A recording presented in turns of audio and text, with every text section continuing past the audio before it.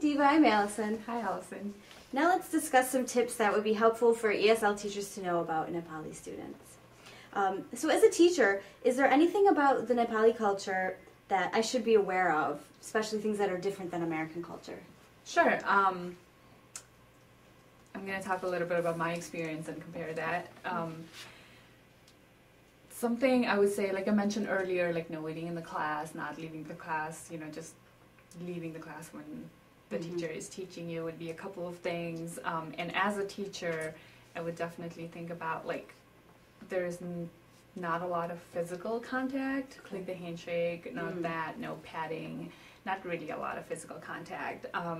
Also, in schools in Nepal, we always called our teachers or professors as sir or madam. Like, you never call them with their first name. So that was something that I had to adjust with here. Like, oh, why are you calling our professor Tom? Like, he's a professor. So, and I still do that. I still, even though I graduated, I still call my professors like professor. I cannot bring myself to just say their name. Eye contact would be another thing. Like, they normally will not look at you directly in your eye, so they might appear a little shy, or might not look at you, don't think that they're ignoring you or not paying attention to you. It's just that they can't really necessarily just look at you directly. I think those are some signs of respect that we have in that side of the world. Great. So a couple of things like that. Yep, that's good for us to know. Any tips on anything you found especially helpful when you were learning English? Certain activities or habits that you had? I had always had issues with grammar, so I always looked at a lot of different grammar books, because the grammar in Nepali and English are very different. So grammar was definitely a key. Vocabulary, like trying on a word every day to use that word in different aspects of life, that would be key. Like speaking English in general is key. I went to a very good school. Fortunately, I could, and I'm very glad of that fortune, but I did go to a good school where the medium of instruction was English. And there was a rule in our school that we were only allowed to speak in English the entire time that we were in school. So we would get punished, actually. I'm not saying punish students here, but we would literally get punished if our teachers or somebody else heard us talking anything else but English. That's immersion.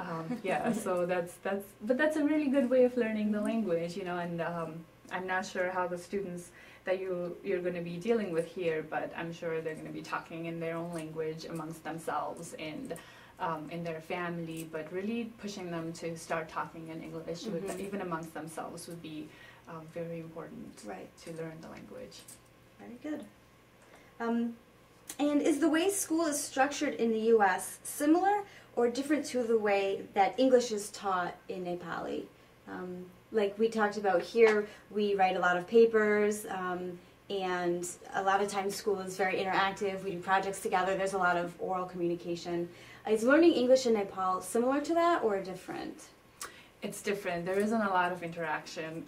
I would blame it on the education system more than the way it's taught, because it's very theoretical, it's very exam-based, and everybody's just looking at that final exam and that grade that you get. And the entire school year, you prepare for that final exam. So it's very much like just study and get it right kind of a thing, rather than, oh, I'm going to interact and learn and talk about it and discuss. So students wouldn't generally burst into discussions. It's like the teacher would come in, teach you what to do, classwork, homework, and then that's it. So going back to the question, there were a couple of things that our English teacher did that was definitely helpful, though, like dictations, both paragraphs as well as spellings.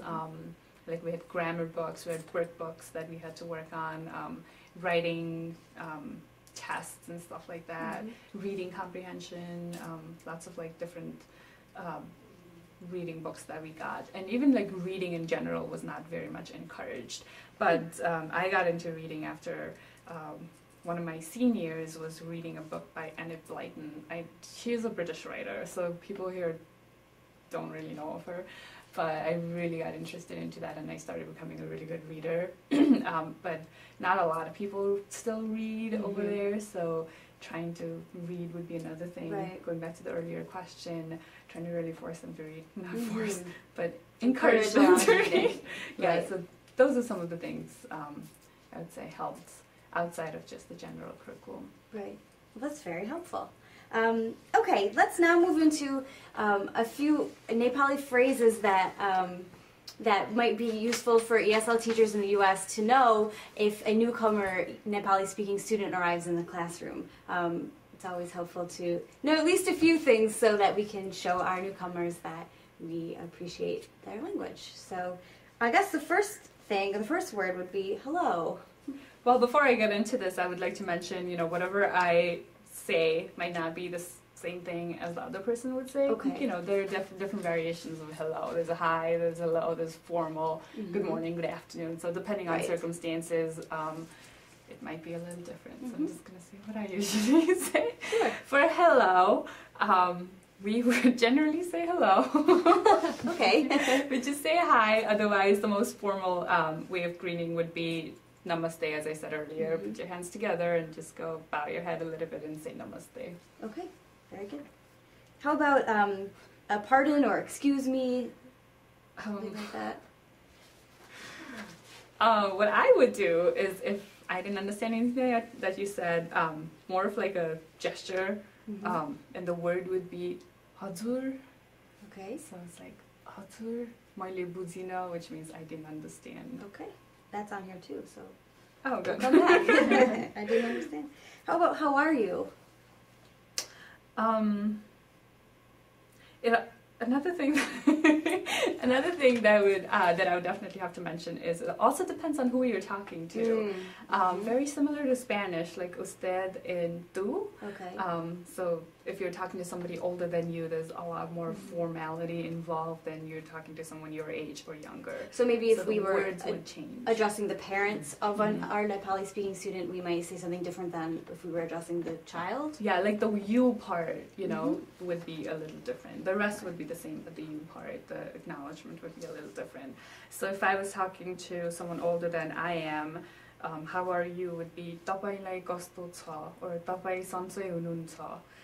If I was talking to someone like my age or younger, then तिमीलाई कस्तो छ, or तिमीलाई सन्चै छ. So it's like the you part as well as the auxiliary verb that changes a little bit. I see. And then how would you respond to that, saying something like, I am fine, which we would say in English? मलाई सन्चै छ. Okay. That would be plain simple. Good. How about thank you? धन्यवाद. Okay. You want to repeat it? I can try. Can you tell me that again? Dhanyavad. Dhanyavad? Yeah. Oh, all right. Good. Okay. How about, what is your name? Again, older Depending. person. Yeah. What is Older your- person. तपाईको नाम के हो? Okay. And the younger person would be तिम्रो नाम के हो? Timuru nam keho. Mhm. All right. And then to answer, my name is मेरो नाम Diva ho. Mero nam Allison Ho. Yeah. Okay. Good job. all right. And then you mentioned before, but I understand or I don't understand. What would we say? I understand would be मैले बुझेँ. I don't understand would be मैले बुझिन. Okay. Yes. Is the negation typically on the end? Like I Yeah. heard the difference in the phrases at the Yeah. end. Okay, good. How about welcome? Like welcome to the classroom, welcome to school. That's a good word. Swagatam. Oh, thank God I remember. It's like I'm gonna forget. Welcome, yeah, would be swagatam. Swagatam. Okay.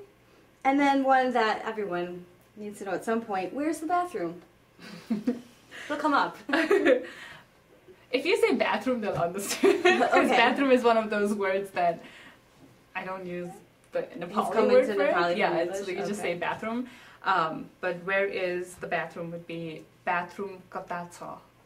Bathroom kotatso. Or bathroom. No. Very good. Well, thanks very much, Diva. You're welcome. Thank you been for great. having me. No problem.